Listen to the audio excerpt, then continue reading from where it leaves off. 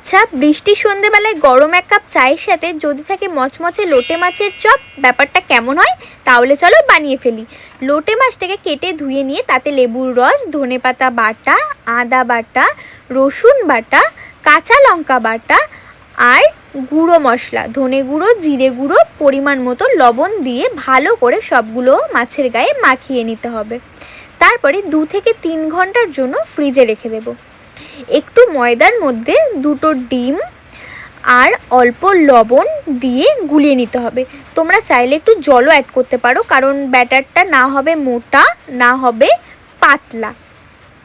এই তো আমাদের সব রেডি। এবার আমরা এক এক করে চপের শেপ দেব।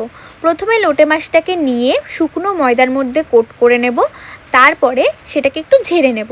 ডিমের গোলার মধ্যে ডুবিয়ে সোজা দিয়ে দেব বিস্কুটের গুঁড়োর ওপর। বিস্কুটের গুঁড়ো মাখিয়ে সবগুলো চপ এক এক করে গড়ে নিতে হবে।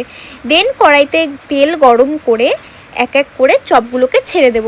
এই টাইমে গ্যাসটা একটু লো টু মিডিয়াম করেই রাখতে হবে, কারণ চপগুলো না হলে পুড়ে যাবে ওপর থেকে, আর ভেতর থেকে মাছটা একদমই সেদ্ধ হবে না। এই তো গোল্ডেন ব্রাউন করে তুলে নিলেই রেডি লোটে মাছের চপ। তারপরে আর কি, কাসুন্দি, টমেটোর সস আর স্যালাড সহযোগে বসে পড়ো সন্ধ্যের 1 কাপ চায়ের সাথে। ভিডিওটি ভালো লাগলে একটি লাইক এবং সাবস্ক্রাইব করতে কিন্তু ভুলো না।